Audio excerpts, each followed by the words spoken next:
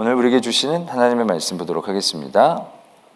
열왕기상 9장 10절에서 28절까지의 말씀, 제가 가지고 있는 구약성경 529면에 있습니다.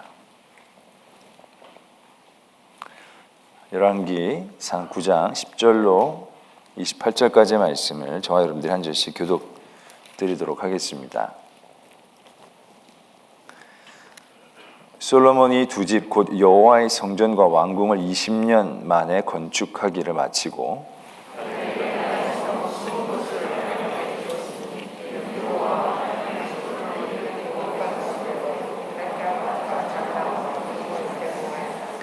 히람이 두로에서 와서 솔로몬이 자기에게 준 성읍들을 보고 눈에 들지 아니하여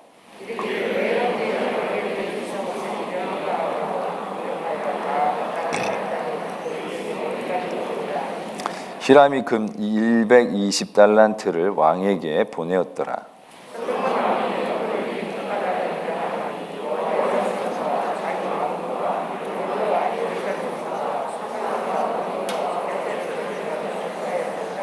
전에 애굽왕 바로가 올라와서 게셀을 탈취하여 불사르고 그 성읍에 사는 가나안 사람을 죽이고 그 성읍을 자기 딸 솔로몬의 아내에게 예물로 주었더니 또 바알랏과 그 땅의 들에 있는 다드몰과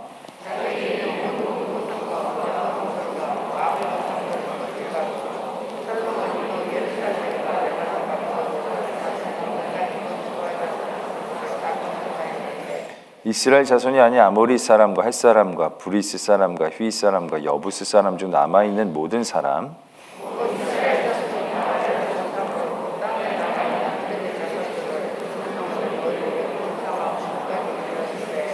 다만 이스라엘 자손은 솔로몬이 노예를 삼지 아니하였으니 그들은 군사와 그 신하와 고관과 대장이며 병거와 마병의 지휘관이 됨이었더라.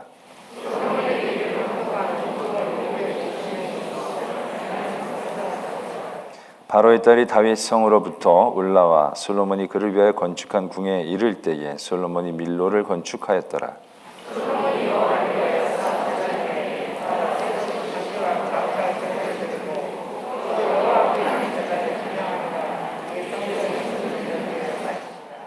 솔로몬 왕이 에돔 땅 홍해 물가의 엘롯 근처 에시온 게벨에서 배들을 지은지라.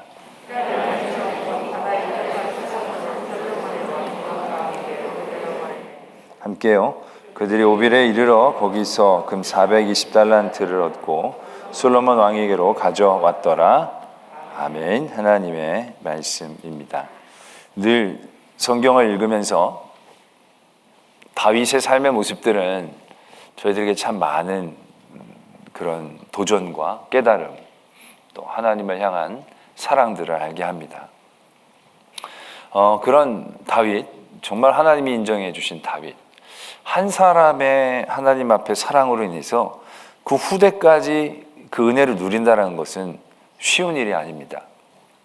그런데 하나님은 이 다윗이 잘한 것만큼은 그 몇 대를 걸쳐서 그 후손이 잘못할지라도 다윗 덕택에, 원래 자기의 믿음과 자기의 의로 하나님의 은혜를 누리는 건데 유독 이 다윗의 후손들만큼은 다윗으로 인하여 은혜와 긍휼하심을 더욱더 힘입게 되어지는 그러한 일들을 경험하게 되죠. 그 정도로 이제 다윗이 하나님에게 사랑을 받은 사람입니다. 그러나 우리가 잘 알다시피 그렇게 하나님 앞에 중심으로 하나님을 사랑했고 하나님을 찬양했고 하나님 칭찬받을 만한 다윗도 심각하고 엄청난 잘못들을 저지르게 된 것을 봅니다. 그런데 그렇게 하나님을 잘 믿었던 다윗이지만 그 다윗이 범죄를 저질렀던 그 다윗의 삶의 자리들을 우리가 다시 한번 바라볼 필요는 있습니다. 그 자리들은 어떻게 보면 대단히 힘들고 어렵고 고생스럽고 정말 척박한 삶의 자리, 거기에서 다윗이 죄를 저지른 게 아닙니다. 다 편안할 때였습니다. 다 다윗이 안정적이었을 때였습니다. 밧세바와의 잘못을 저질렀을 때에도 그가 이제는 정복 전쟁을 할 때였습니다. 수비 전쟁이나 생존 전쟁이 아니라 정복 전쟁이죠. 그래서 늘 그 전쟁할 시기가 오면 군인들을 보내서 여태까지 이제 주변에 있는 나라들, 그런 나라들을 정복하고 뺏어오고 그런 전쟁들을 할 때였습니다. 그러니까 굳이 자기가 이제 갈 필요가 없는 거죠. 자기는 왕궁에서 있었고 참으로 모든 것이 평안할 때에 그때 이제 다윗이 그런 심각한 잘못을 저지르죠. 또 노년에 인구를 조사를 하게 합니다. 그 인구 조사를 할 때도 정말 아무 문제가 없었거든요. 뭐 아무런 전제적인 상황이나 환경이 없었습니다. 근데 뜬금없이 다윗이 인구 조사를 하자고 합니다. 인구 조사를 한다는 것 자체가 벌써 자기 업적을 헤아려 보기 원하는, 자기를 드러내기를 원하는 그러한 이제 마음이 있는 것이거든요. 그때는 요압이라는 장군이 이렇게 말씀하시죠. 하나님이 필요하시면 더 주실 텐데 뭐하러 우리가 지금 숫자를 굳이 지금 세려고 하시느냐고 말리죠. 말리는데도 막무가내로 막 세라고 쫓아내듯이 그 장군을 보내죠. 그의 그런 심각한 두 가지의 잘못이 저질렀던 때는 정말로 어려운 문제와 시험들, 유혹들의 자리가 아니었습니다. 진짜 그의 삶의 자리에서 정말로 평온한 시기, 거기에서 그러한 잘못들을 저질렀죠. 정말로 폭풍우 같은 시기에 다윗이 살아갔지 않습니까? 근데 그런 폭풍우 같은 시기에서 다윗은 정말 꼿꼿하게 하나님 앞에 섰습니다. 그렇게 도망다니고 쫓겨다니고 정말로 인생의 밑바닥까지 떨어진 것 같은 그런 삶의 자리에서도 하나님을 향한 중심만큼은 놓치지 않고 있었습니다. 사울을 살려주고 늘 하나님 앞에 묻고 하나님 앞에 바른 그러한 방법들과 상황들을 끊임없이 지켜나가려고 애썼고, 또 압살롬에게 쫓겨갔을 때에도 그는 정말로 놀라운 초인적인 믿음이라고 저는 생각합니다. 그렇게 힘들고 어려운 때에도 누구를 원망하거나 분노하기보다는 자신이 하나님 앞에서의 자리에 집중하려고 얼마나 깨어 있었는지, 정말 그 대목은 정말 기가 막힐 정도로 하나님 앞에 충실히 서려고 했던 다윗을 발견하게 됩니다. 정말 다른 사람 같으면 견디기 어려운, 진짜 하나님을 원망해도 수백 번 원망할 수 있는 그런 상황들 속에서도 다윗은 한 번도 하나님을 원망하거나 유혹되거나 죄의 악한 방법을 선택하는 그런 적이 없었다는 얘기죠. 그런데 그 평온할 때, 그가 힘을 갖게 되었을 때, 그때 다윗이 죄를 저질렀다는 사실에 대하여 우리는 다시 한번 주목하게 됩니다. 그리고 우리의 삶을 되돌아봅니다. 정말로 우리가 간절히 기도해야 될 때는 우리의 삶의 어느 때일까라는 것이죠. 정말 우리가 간절히 하나님 앞에 깨어 있어야 될 때는 과연 우리의 삶의 어떤 때일까라는 것입니다. 다윗이 사울에게 쫓겨다니던 그런 때, 압살롬에게 쫓겨가던 그런 때, 우리는 그런 때 간절히 진짜 기도하죠. 하나님 앞에 정말 메어 달리지요. 다른 방법도 길도 할 것도 없는, 그래서 간절히 사모하는 길과 방법밖에 없을 때 우리는 하나님께 나아갑니다. 그 삶의 자리는 우리가 다윗의 삶으로 볼 때에도 정말 아무 문제가 없는 삶인 거예요, 일단은. 그런데 우리가 하나님을 향한 간절함을 잃기 쉬운 그때가 정말로 우리들이 가장 간절히 깨어 있어야 될 그때가 아닌가라는 생각들을 다시 한번 해보게 되는 거죠. 우리나라가 곰곰이 우리나라 역사들을 쭉 살펴보면 참 전쟁을 수없이 많이 치른 나라이죠. 그러한 나라 안에서 정말로 전쟁 없이 평화롭게 지내는 순간, 그 순간이 있다면 지금 딱 요 시대가 아닌가, 요 세대가 아닌가 싶습니다. 전후 50년 이후부터 태어나신 분들, 그 이후의 세대가 아마 한민족 역사상 가장 행복한 시기를 살고 있다라고 얘기해도 과언이 아니에요. 그 이전에도 무슨 우리나라가 전쟁이 없었던 때도 있었죠. 그러나 그럼에도 불구하고 끊임없이 작은 외침들이 있었거든요. 그러나 우리가 있는 이 지금 전후 70년, 이 시기는 정말 그런 큰 제대들은 싸움이라는 게 많지 않지 연평해전 정도가 될까요? 없이 정말 평화로운 시대를 살았고, 한국 기독교에 있어서도 정말로 요 최근 70년대 이후서부터 태평성대를 누리고 놀라운 부흥과 발전을 이루었던 그런 시기들을 우리들이 살아온 것이죠.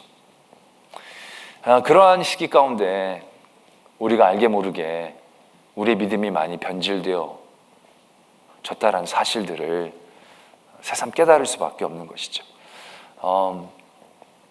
우리의 하나님이 주신 은혜가 하나님 앞에서 우리의 바른 행동의 결과물인 것처럼 우리에게 주어지고 누려지는 모든 것들이 내가 하나님 앞에 잘했기 때문에 받게 되어지는 당연한 보상처럼 우리가 착각하며 살았던 그런 시기, 그런 시기가 아닌가 생각이 됩니다.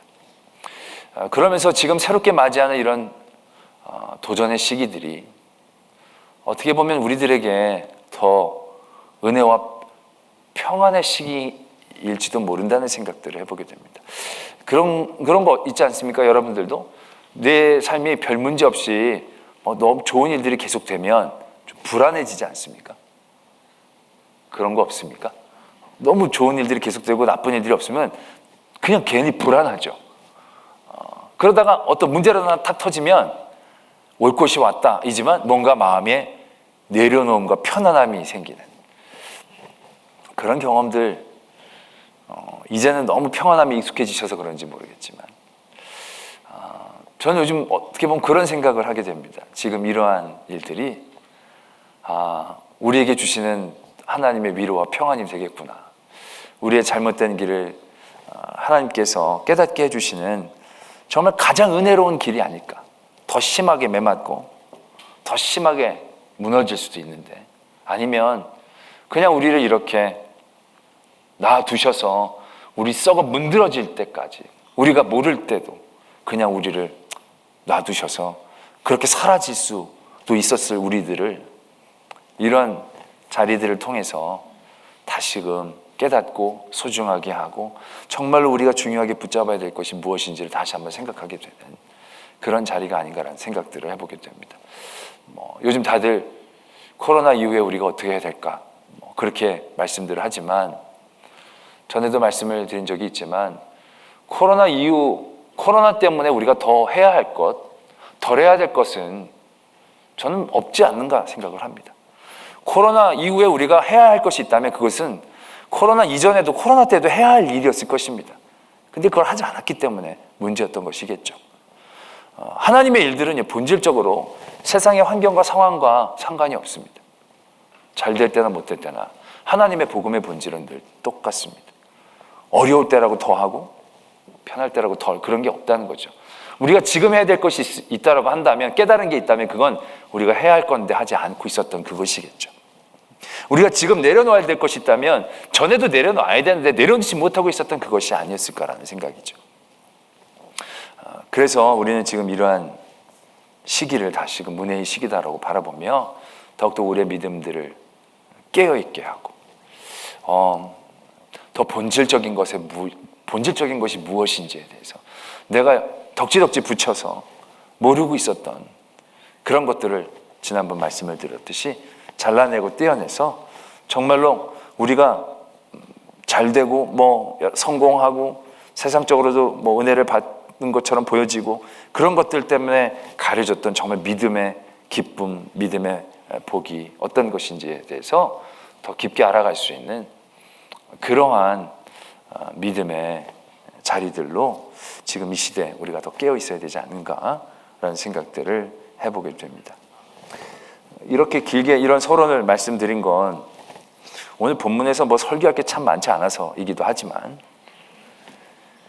오늘 솔로몬의 말씀들을 보면 잘 나가고 있는 솔로몬이 보입니다. 근데 우리가 솔로몬의 결과를 좀 알고 있기도 해서 그렇지만 이게 되게 불안합니다.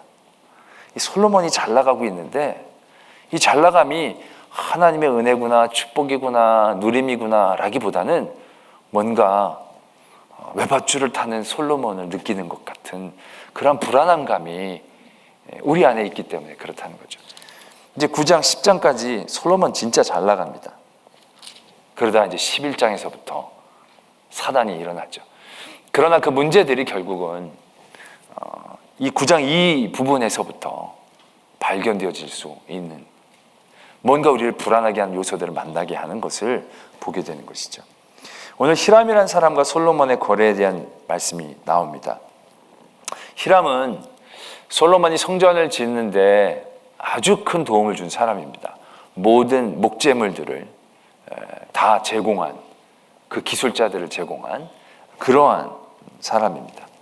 왕이죠. 그리고 나서 이 솔로몬이 그 사람의 그런 여러 가지 일들을 대가를 중간에 다 치릅니다. 식량을 계속적으로. 왜냐하면 이쪽 히람 왕이 있는 이 땅이 원래 식량이 좀 부족한 땅이거든요. 그래서 신약 성경에서도 보면 그 헤롯 왕 얘기에서 그 두로 사람들이 그 유대에서 식량을 가져가기 때문에 헤롯 왕에게 아첨했다는 그런 부분이 나옵니다. 그러니까는 역사적으로 지형적으로 늘 식량이 부족했던 곳이었기 때문에 목재가 많은 대신 식량이 부족했던 곳이기 때문에 이 이스라엘에서 식량을 늘 이제 공급했죠. 그래서 나무를 받는 대가로 식량을 많이 보냈습니다. 어느 정도 이제 그게 거래가 된 거죠. 근데 그걸 떠나서 솔로몬이 이 히람에게 땅을 줍니다. 갈릴리 땅에 20곳을 히람에게 줍니다. 이것이 나중에 히람이 금을 준 어떤 대가였는지 모르겠지만 땅을 주는 얘기가 적혀져 있습니다. 근데 땅이 히람의 마음에 별로 들지 않았던 거죠. 왜냐하면 갈릴리 북쪽인데 이쪽도 평지가 아니라 산지였던 것 같습니다. 그러니까 이 히람은 평지를 원한 거거든요. 왜냐하면 곡식을 만들 수 있는 땅을 원한 건데 그런 땅을 이제 솔로몬이 자기가 줄 리가 없죠. 그 척박한 땅을 준 겁니다. 나중에 역대기에 보면 히람이 그 땅을 보고 쓸모없어서 다시 가져가라고 내버려두죠. 그래서 그 땅을 다시 이제 솔로몬이 성을 세우는 그런 기사가 역대기에는 적혀져 있습니다. 그런데 이러한 거래 가운데서의 문제가 뭐냐면 솔직히 이스라엘에게 있어서 땅은 자신들의 소유가 아닙니다. 원래부터요. 땅은 하나님이 주신 은혜요. 하나님이 주신 복인 겁니다. 그래서 모든 가문들이 자기의 땅을 갖게 되었고 그 땅은 원칙적으로 매매가 금지되어 있습니다. 매매를 한다 하더라도 그 원 소유자에게 그것은 늘 돌아오게 되어지는 그런 법이 있습니다. 그게 희년법이 되는 거죠. 그러니까 땅은 자기 땅이 아닙니다. 땅은 하나님께서 그들에게 맡겨주신 개념인 거죠.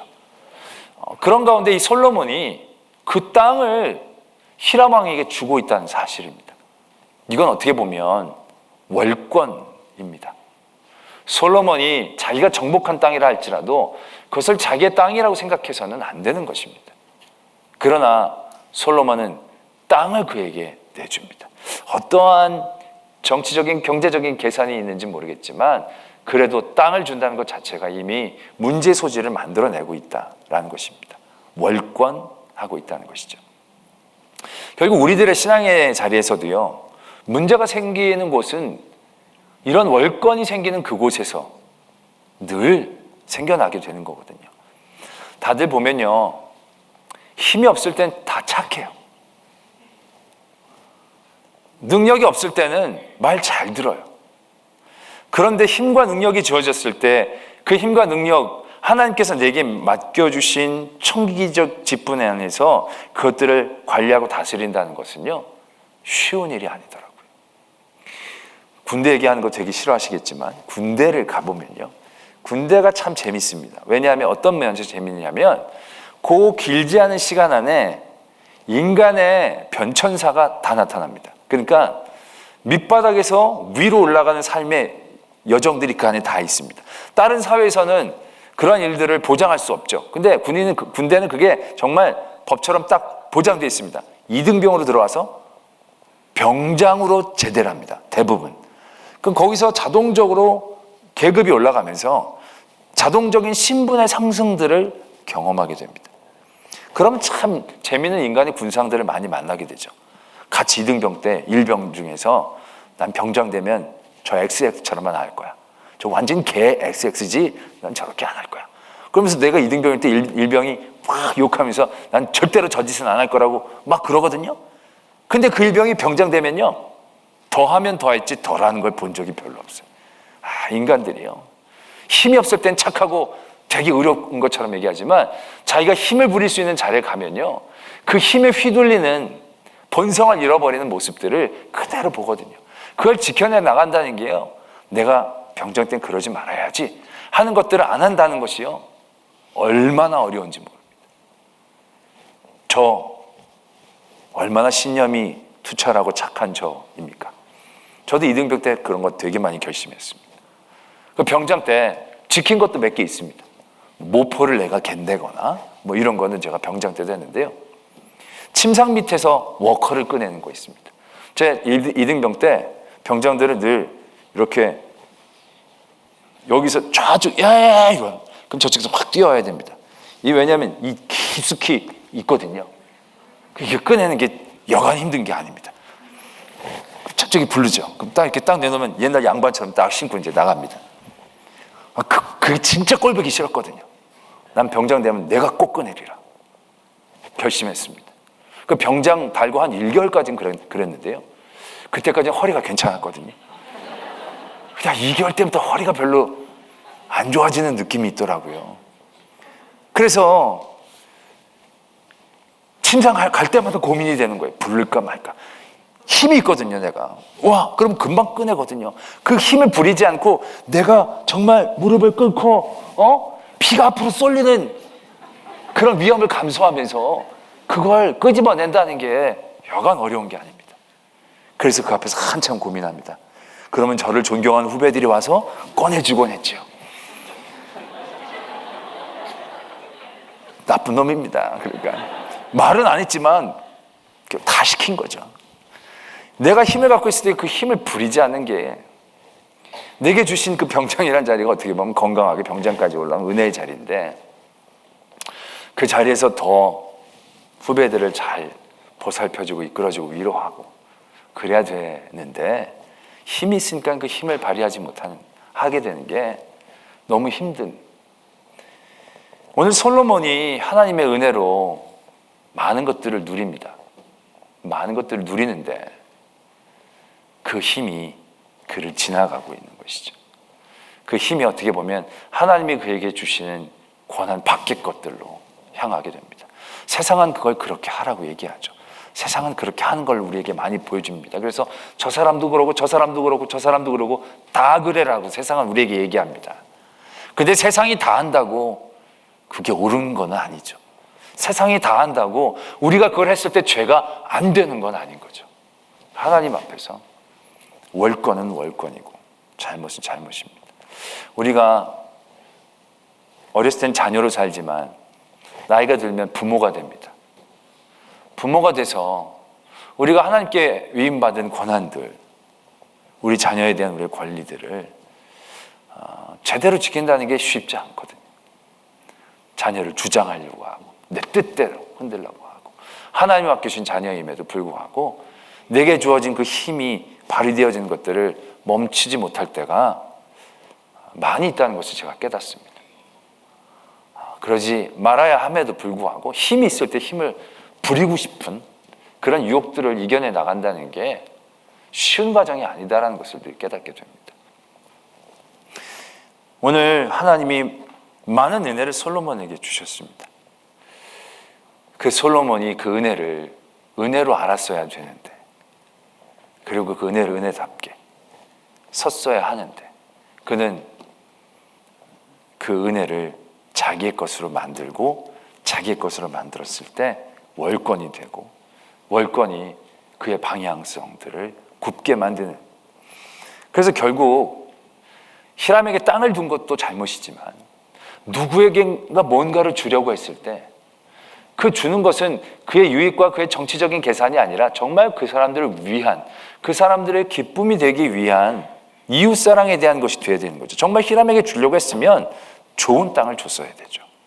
그 사람도 만족할 만한 땅을 주는 게 맞죠. 그런데 솔로몬이 머리가 비상하게 도는 거죠. 준 건 다 준 것처럼 생색을 내고 나중에 이 사람이 포기하게 만들어서 그걸 다시 다 하기가 자꾸 하는 것. 이게 보면 별거 아닌 것 같지만 결국 이렇게 다른 사람들 안에서 자기 이속을 챙기는 것, 또 하나님의 권리들을 넘어서는 조그만 행동들이 결국 솔로몬의 안타까운 결말을 예고하고 있는 그러한 일들이 된다는 것을 발견하게 됩니다.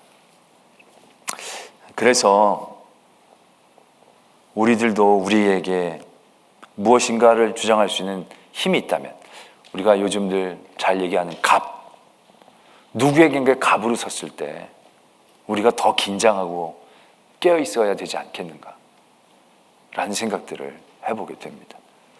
내게 갑으로 행동할 수 있는 모든 자리에서 그 갑은 질을 하라고 주신 게 절대 아닐 겁니다.